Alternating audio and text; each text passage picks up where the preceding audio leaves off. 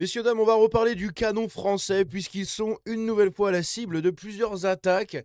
Pour l'instant, au niveau des hautes strates de la politique, ça bouge pas trop, donc ça va. Mais vous allez voir que tout est amené à disparaître, même ce genre de repas, c'est assez impressionnant. On va en parler. Libération qui les attaque, France TV qui les attaque encore une fois. On a des sénateurs du Parti Socialiste, pareil, qui leur lancent des piques et qui essayent de pousser le gouvernement à l'action contre le canon français, hein, comme s'il fallait les dissoudre au même ordre que des groupuscules comme la Jeune Garde et compagnie. Bref, c'est très curieux et on va en parler.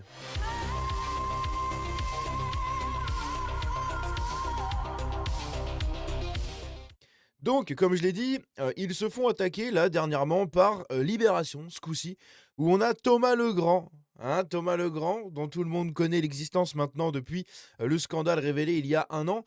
C'était tout simplement le scandale Legrand-Cohen dans ce restaurant où Thomas Legrand, journaliste de Libération et chroniqueur du coup chez France TV occasionnellement, eh bien, avait essayé de faire un pacte avec Patrick Cohen, pareil, journaliste de France Télévisions, très actif sur France 5 notamment dans les émissions là-bas et France Inter.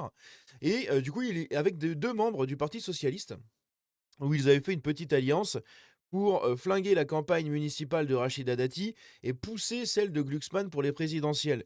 Ce qui était assez incroyable, puisque bah, enfin on avait des preuves de toutes les magouilles qu'il y a, puisque tout le monde le sait qu'il y a des magouilles, mais là ça avait été filmé, etc. Ça avait déclenché une grande affaire et compagnie, bref, tout le monde connaît l'affaire. Mais du coup, ce cher Thomas Legrand a été viré de France Inter.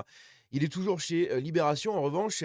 Et du coup, il est toujours là pour dire de la merde et faire la même chose que d'habitude. C'est-à-dire jouer l'anti-français de base, le gauchiste de base et l'ethno-masochiste de base également. Donc il a fait un article sur Libération où il parle du canon français, que je vais vous montrer juste là, hein. Puisque dans cet article du canon français, il dit un peu de la merde, hein. Il dit un peu de la merde, il raconte des mensonges, comme d'habitude en fait. Mais ce qui est intéressant, c'est comment il traite le truc et comment il essaye de tourner ça en fait de manière assez accusatoire. Donc évidemment, c'est un article payant. On va juste lire l'entête qui est juste ici, mais il va essayer de remplir absolument toutes les cases, toutes les cases pardon, des choses ignobles qui peuvent se dérouler dans un banquet pour dire que voilà, regardez tout ce qui se passe dans le banquet français, enfin le canon français, c'est n'importe quoi, machin. C'est lunaire. Ça pourrait ressembler à un donc ça, c'est lui qui écrit, hein. Ça pourrait ressembler à un dîner de mariage qui s'éternise, mais avec plusieurs milliers de cousins goguenards. En réalité, ce sont des banquets identitaires, savamment organisés pour créer un entre-soi blanc, une grégarité de braves gens bien de chez nous, qui assument le pas vivre ensemble. Des réunions au relent raciste, banquets organisés de telle façon qu'ils rebutent tous ceux qui ne se sentiraient pas à l'aise dans une ambiance franchouillarde appuyée et gueularde où l'on sert, en acclamant l'arrivée de la bête rôtie, du porc, c'est la viande qui trie le français de souche, dans un implicite islamophobe et antisémite, le Canon français, association qui fait dans l'événementiel, subventionné par le milliardaire exilé fiscal, catho intégriste, Pierre-Édouard Sterrin. Voilà, évidemment, c'est comme ça qu'il commence son article. Alors imaginez le reste de l'article. Évidemment, je ne vais pas payer, je ne vais pas donner un rond pour Libération. Je me suis déjà pointé sur leur site. C'est déjà bien assez, hein, littéralement. Mais tout simplement, on peut voir en fait à quel point ils sont hypocrites et à quel point ils sont psychopathes, hein. Je pense qu'on peut parler de psychopathie et d'une espèce je sais pas, comment on appelle ça. Il y a psychopathie, mais il y a aussi une espèce de démence, voilà, où ils voient des choses, ils hallucinent des trucs. Et justement, là où ils hallucinent, c'est sur France 2, hein, pour le 20h.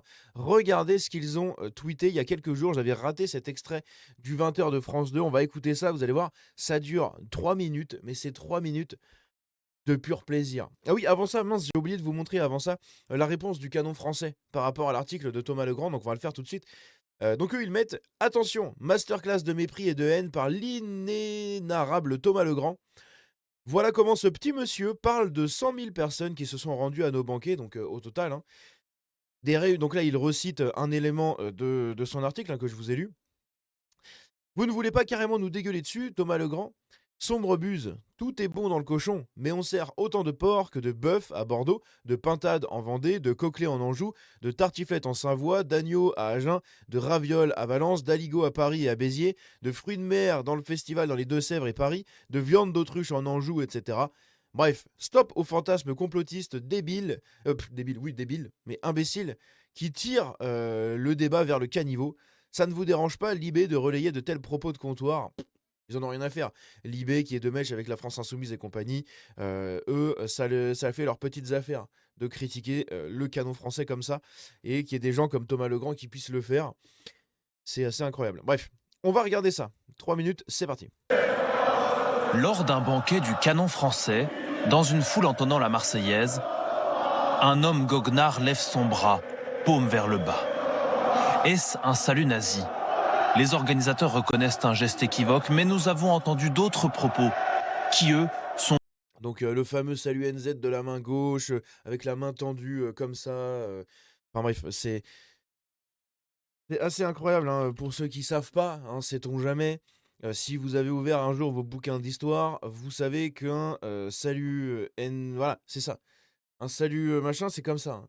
C'est-à-dire que c'est la main droite, la paume légèrement inclinée vers le sol, hein, ce genre de truc. Voilà, ça c'est un truc. Là, ce que fait le mec ici, avec son espèce de bras et sa paume tendue vers le ciel, ou je sais pas ce qu'il fait, là, comme s'il essayait de mettre une claque à son voisin, hein, comme s'il essayait de faire une... Enfin, je sais pas, c'est très bizarre. Il est comme ça, ouais, coucou. Enfin bref, au secours. Donc ça, c'est un salut NZ pour les petits gauchistes. Très bien. qui, eux, sont sans ambiguïté.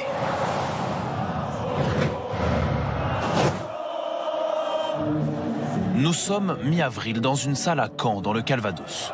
Plus de 4000 personnes ont payé 80 € pour assister à ce banquet géant et musical.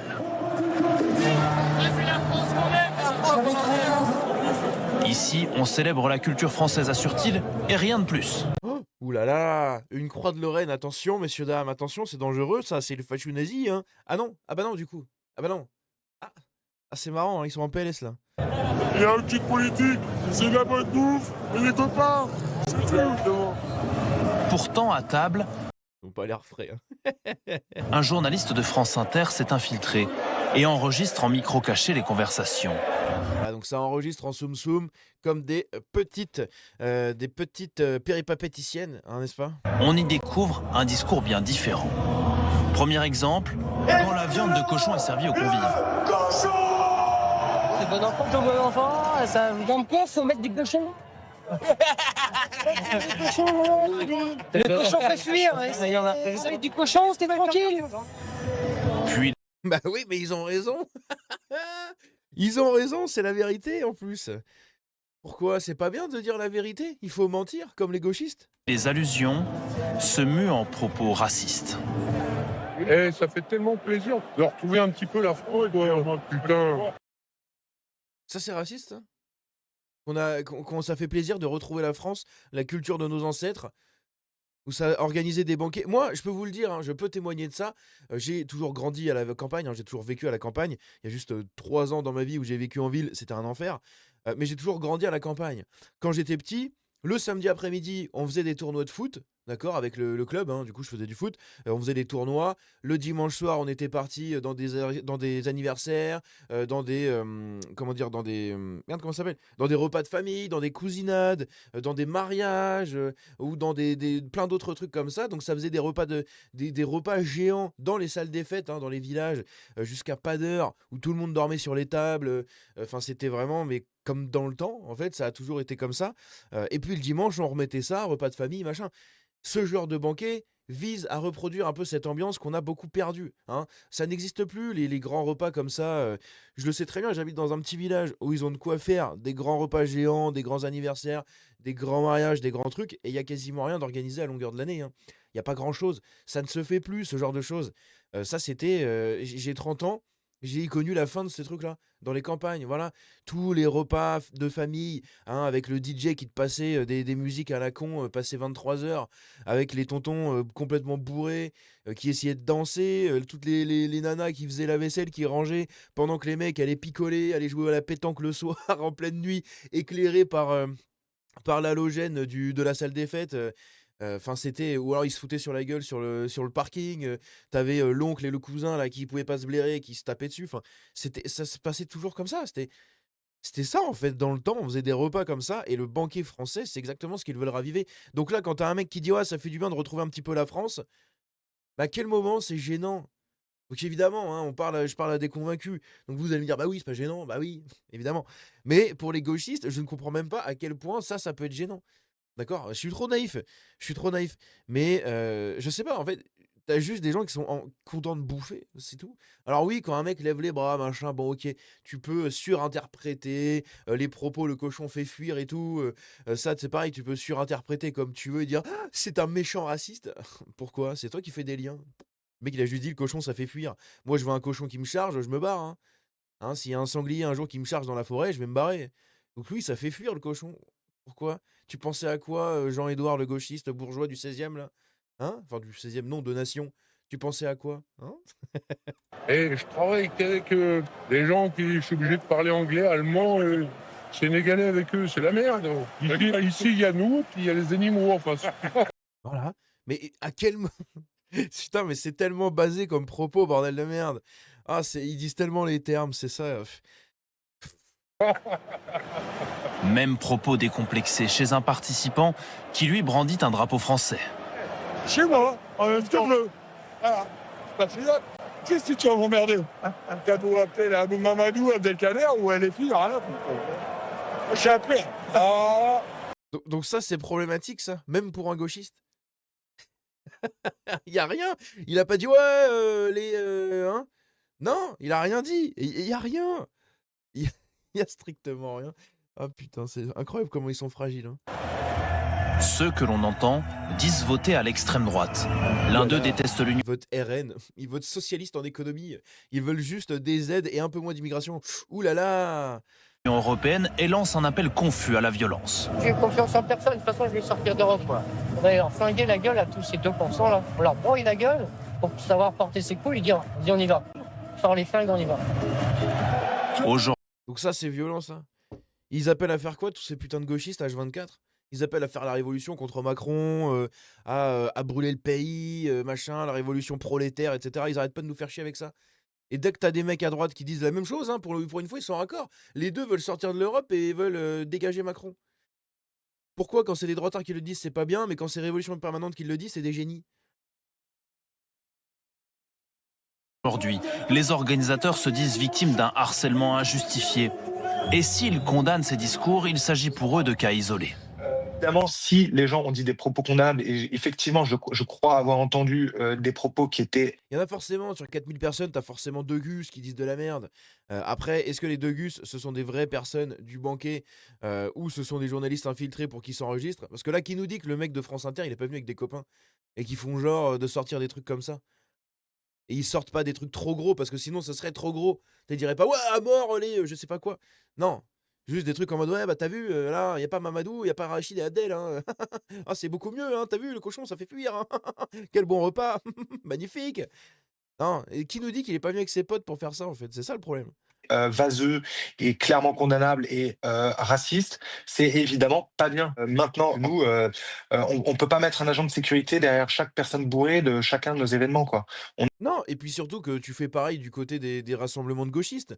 Le jour où il y a des gens de Frontières ou de n'importe qui vont venir, qui vont se mettre en infiltration dans, les rassemblements de gauchistes, bah, c'est pareil, hein.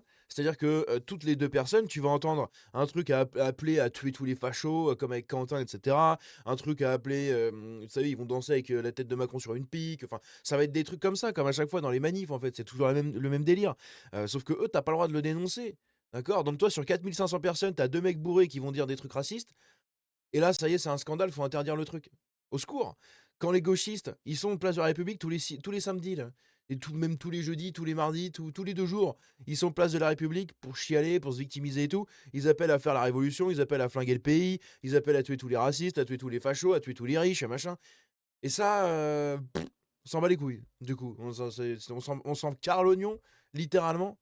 C'est assez incroyable. On a plus de 100 000 participants dans nos banquets. C'est des événements de convivialité où les Rien que pour ça, ça me donne envie de distribuer des claques. Mais vraiment, tu sais, les tartines derrière la tête, là, à tous les journalistes comme ça de tous ces médias qui essayent d'instrumentaliser alors que dans leur propre camp, ça pue la merde. Moi, j'ai aucun problème à critiquer mon propre camp. C'est d'ailleurs ce que beaucoup d'entre vous commencent à me dire, entre guillemets, à pas me féliciter, hein, parce que ça ferait mousser, mais c'est pas à me féliciter, mais beaucoup commencent à le remarquer, d'accord? Même des gens avec qui j'ai eu des accrochages me disent: «Putain, franchement, c'est pas mal, tu pas à t'attaquer à ton propre camp quand c'est nécessaire». Par exemple, avec l'hypocrisie de Frontières, hein, que j'ai dénoncé plusieurs fois, l'hypocrisie autour du collectif Némésis, que j'ai dénoncé plusieurs fois et que j'ai assumé totalement. Si ça plaît pas à des gens, c'est pas grave, c'est pas un problème. Dernièrement, je l'ai fait avec Kalos dans un tweet, que je vous avais montré en live où, beaucoup de gens me sont rentrés dans le lard. «Oui, putain, tu t'attaques encore à la droite, machin». Comme quand on critique le RN et tout, c'est pareil, hein, c'est pareil. Donc moi, j'ai aucun mal à faire ça. D'accord? Donc j'ai envie de distribuer des petites claques, des claquounettes derrière le derrière les têtes de tous ces journalistes qui, eux, sont incapables de regarder dans leur propre camp ce qui se passe. Voilà. Et même à droite, hein, c'est pareil, hein. C'est pareil, hein. Il faut avoir un minimum de dignité et d'honneur, d'accord? Et quand quelqu'un de ton camp fait de la merde, il faut le dire. Mais ça vaut aussi pour les gauchistes. C'est pas que contre les gens à droite ou je sais pas où, là. Donc quand vous avez dans vos rassemblements tous les 2 jours, place de la République de merde, là, entre les pulapis, les toxicos et les racailles, quand vous a et encore les racailles, ils sont jamais là, je dis un peu de la merde, c'est les communistes, hein, c'est les bourgeois. Quand vous faites vos rassemblements là-bas, là, entre boomers et bourgeois et compagnie, et qu'il y a des propos absolument scandaleux, hein, qu'il y a de l'apologie, au thé, il y a plein de trucs comme ça. Est-ce qu'on vous emmerde avec ça? On vous le dénonce, vous en avez rien à foutre. Et ben voilà, nous on en a rien à foutre. C'est comme ça que ça se passe. Les gens se retrouvent à table pour manger des produits Moi, les gens, ils peuvent dire ce qu'ils veulent dans les canons français, j'en ai rien à secouer. Littéralement, j'en ai rien à secouer. Parce que c'est pas juste pour 2 mecs bourrés qui sortent une remarque raciste comme dans tous les repas de famille pour des gens normaux, comment dire? Dans la campagne, hein. Tu toujours le tonton raciste, voilà, le tonton raciste bourré qui à 22 h après avoir un peu trop bu l'apéro, va commencer à te sortir des trucs. Mais tu l'as toujours ça a toujours existé, ça a toujours été, ça sera toujours comme ça. Et est-ce que c'est pour autant qu'il faut condamner toute la famille? Il faut l'envoyer au goulag, la famille entière et tout? Faut fermer les entreprises, faut condamner les enfants, faut condamner les enfants de troisième génération, là, les petits-enfants parce que le grand-père, il a fait une remarque raciste bourré? Non! Et ben c'est pareil dans le canon français, c'est débile. C'est débile de vouloir interdire ça pour 2 gus. Et encore une fois, hein, dans les propos qu'ils ont filmés là, y a rien. terroirs et pour faire la fête. Le canon français rappelle que tous ses participants doivent signer une charte interdisant le prosélytisme politique. Oui, bah ça c'est normal, ils sont obligés de le faire parce que sinon vous allez les emmerder avec ça et ça peut être un motif légal comment dire? Pour les faire interdire. Donc eux, ils sont obligés de jouer la neutralité s'ils veulent continuer ça. Après, on sait très bien qui va se rejoindre pour aller bouffer du cochon, mon pote, hein. On sait très bien qui va aller là-dedans bouffer du cochon, chanter sur du sardou. C'est pas Rachid Abdel et Mamadou. Ah! Ah, vous avez vu? Moi aussi je le dis. Oh, c'est dommage. Ici, on a Laurent Nunez qui a été mis tout simplement sous pression par des sénateurs comme ici ce monsieur. On va écouter le début de sa déclaration, vous allez voir. Toute cette caste absolument catastrophique qui a flingué le pays. Regardez le dédain de ces gens. Ils vivent à des années-lumière des vies que nous menons, vous et moi et nous tous. Regardez ce dédain. Je vous montre juste le début de l'extrait sur justement les petites attaques d'un sénateur du PS contre le canon français. Et ensuite, on regardera la réponse de Laurent Nunez là-dessus. Depuis plusieurs semaines, nos concitoyens constatent la multiplication de faits inacceptables lors de certains banquets du canon français. Voilà. Qu'est-ce qu'ils ont l'air chiants. Qu'est-ce qu'ils ont l'air d'avoir une vie de merde, tous ces élus. Mais putain, mais qu'est-ce que c'est chiant d'être comme vous. Oh la vache, vous me faites halluciner, c'est un truc de malade. Vous avez un espèce de manche à balai enfoncé, mon pote, jusqu'à la clavicule. C'est un truc de fou. Franchement, c'est un truc de fou. Oh là là, et vous êtes pitoyable. Donc évidemment, petites attaques de Jean-Luc Fichet, voilà, sénateur du PS, s'il te plaît. Je suis un parlementaire, un élu de la République. Oh là là, une claquousse derrière les oreilles là, tiens, ça te réveillerait les idées aussi. Et ici justement, on a Laurent Nunez qui répond à ces attaques, et lui en revanche, c'est un peu plus intéressant. Voilà. La question des repas du canon français, est-ce que les préfets peuvent l'interdire? Pour pouvoir interdire ce type de manifestation, il faut qu'il y ait des risques de troubles à l'ordre public. Il n'y a pas de risque de trouble à l'ordre public quand il y a ce type de manifestation, qu'on aime ou qu'on n'aime pas. Il n'y a pas de risque de trouble à l'ordre public au sens où un préfet pourrait interdire ce rassemblement. Point.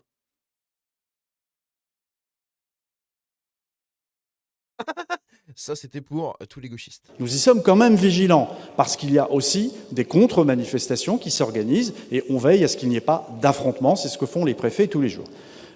La question des... Voilà. Les termes sont dits. Tu peux pas les interdire, il y a pas de trouble à l'ordre public.